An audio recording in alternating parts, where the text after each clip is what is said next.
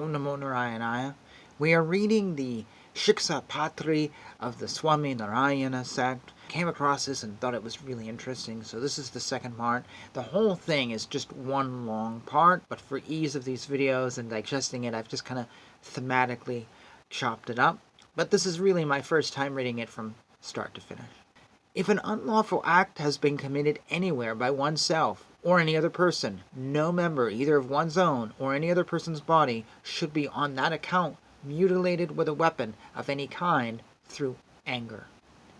All theft is prohibited, even that which is committed under pretense of contributing to religious purposes, nor must such things as wood and flowers that have an owner ever be abstracted without his permission.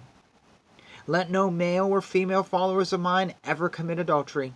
Let them shun gaming and similar vices, and abstain from all intoxicating liquors and substances, such as hemp, etc.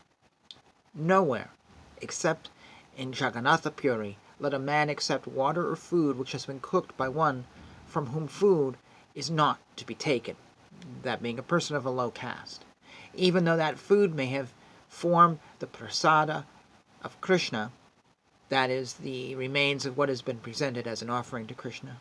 No calumnious language must be used against anyone for the sake of promoting one's own interest. No abusive words must ever be spoken. Never use nor listen to profane language against the gods, sacred places, Brahmins, holy women, sadhus, and the Vedas. The remains of the offerings to that goddess to whom flesh and liquor are offered, and in whose presence the killing of goats, etc. takes place, are not to be eaten. If you happen on the road to see before you a temple of Shiva or any other god, having first made a salutation, respectfully enter inside to view the image. Let no one abandon the duties of the class and order to which he belongs, nor practice the religious duties of another, nor have anything to do with those propounded by heretical teachers. The narrative of the exploits of the Lord Krishna should not be heard from the mouth of any person whose words lead one to fall from his worship or from duty. Never tell a truth which is likely to cause serious injury to yourself or to anyone else. Avoid associating with ungrateful persons. Never accept a bribe from any person whatever. Never associate with thieves, wicked or vicious persons, heretics, people who are in love, and people who are engaged in dishonest occupations. Never associate with those who, though eager, desire to obtain a wife, wealth, or some sensual gratification, practice sinful acts under pretense of devotion to religion or to sacred knowledge. Never pay attention to those books in which Krishna and his incarnations are impugned by controversial arguments. No unstrained water or milk should be drunk, nor should water containing minute insects be used for such purposes as bathing, etc. Never take medicine which is mixed with spirituous liquor or flesh meat, or which has been prescribed by a physician whose character is unknown. Never allow bodily excretions or excavations or saliva to fall in places prohibited by the Shastras or by public custom. Never enter or leave a house by side entrance or the private door. Never take up your residence in a place belonging to another person without asking the owner's permission. Males ought not to listen to discourses on religious knowledge or to tales about the exploits of heroes from the mouths of women.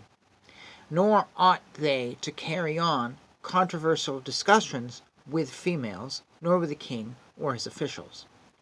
Never speak disrespectfully of religious preceptors or superiors, of those who have gained renown in the world, of learned men, and of those that carry arms.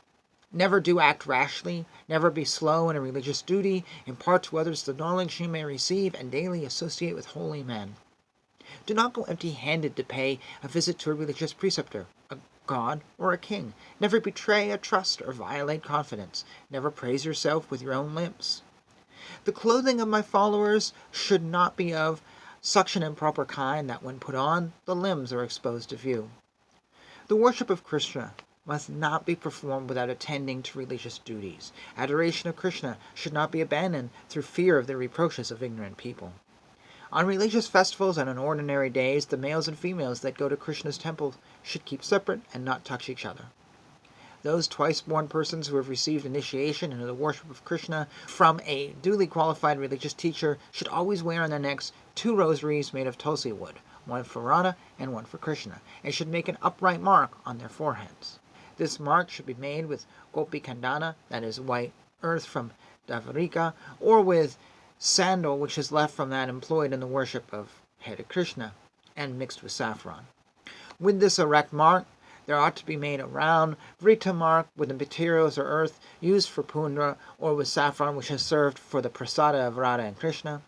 Those pure Shudras who are worshippers of Krishna while practicing their own peculiar duties should, like the twice-born, use a rosary and a vertical mark on the forehead. By those Shudra worshippers who are different from the pure Shudras, 2 rosaries made of sandalwood, etc. are to be worn on the throat, and only a round mark is to be made on the forehead. Those twice-born of my followers who have inherited from their forefathers the custom of using a rosary of Rudraksha beads, sacred to Shiva, and the 3 horizontal Shiva marks should not discontinue that practice. Narayana and Shiva should be equally regarded as manifestations of one and the same universal spirit, since both have been declared in the Vedas to be forms of Brahma. In times of slight distress, my adherents shall not chiefly, or by preference, follow the laws which are laid down by the Shastras for times of excessive distress. And we will pause there